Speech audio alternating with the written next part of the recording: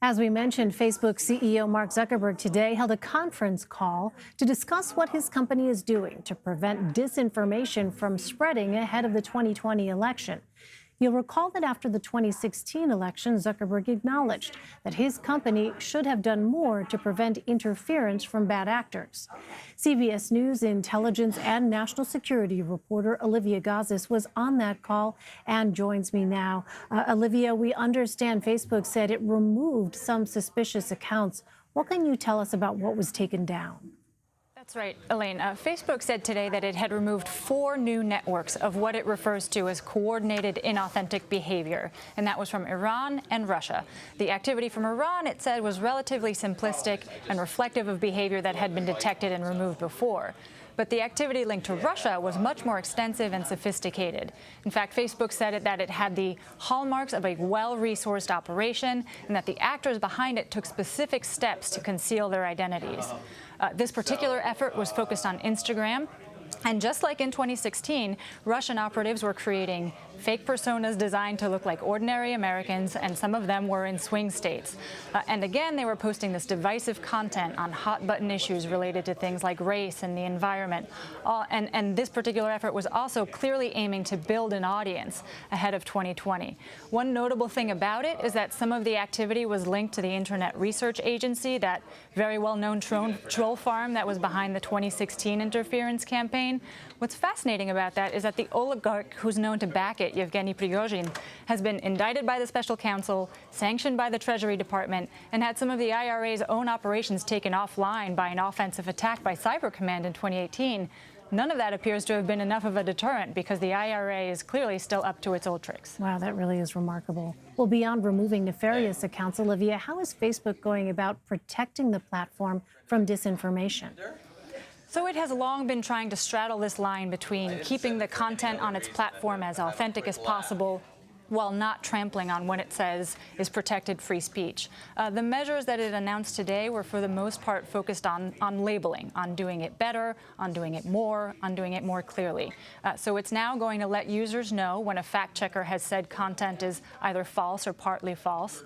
It's going to disclose the origins, including the geographic details of pages on its platform. And it's going to label content that comes from state-controlled media in various parts of the world. It took some other steps, including launching a news service for political officials and their staffs who might be targeted by foreign adversaries, and it's releasing more information about political ads. And of course, none of this is unwelcome, but Zuckerberg himself has pointed out, including on today's call, that Facebook is dealing with more actors who are trying to manipulate its platform in increasingly sophisticated ways. He said the company was caught on its back foot in 2016 and that it was more proactive now. But he said the same thing he said in the past. This is an arms race, and we're getting better, but so are our adversaries. Well, last week, Zuckerberg said Facebook would not be removing political ads with misleading or false claims on its platform. Here's how he defended that at the time. Now, we don't fact-check political ads, and we don't do this to help politicians, but because we think people should be able to see for themselves what politicians are saying. And for the same reason, if content is newsworthy, we also won't take it down even if it would otherwise conflict with some of our standards. Now, I know many people disagree with this, but in general, I don't think it's right for a private company to censor politicians or the news in a democracy. So those comments got a lot of attention, Olivia, as you know. Did he offer any clarification today? Clarification, not so much, but justification, I guess a little bit. He doubled down, as he has been, as you showed there, on this personal view that in a democratic society, people should be able to see for themselves what others are saying and then decide who is and who is not credible.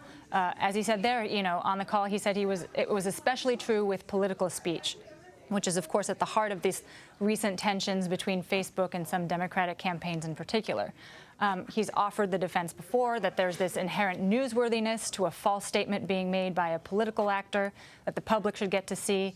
But he also said today that Facebook's policy was broadly in line both with other internet companies like Twitter and television networks that choose to that are showing these ads. Of course, what's gotten Facebook in particular into hot water is the sort of unevenness or arbitrariness with what it's perceived to have removed versus what it has allowed to remain on its platform. That stems in part because it's defining in real time and for itself what some hard to define entities are. What counts as a political campaign? What counts as state-controlled media? The very definitions are determining the policy, and that becomes problematic when the definitions themselves are evolving and subject to change. Right. It's such an evolving information landscape out there. Olivia Gazis. Olivia, thank you very much. Thank you, Elaine.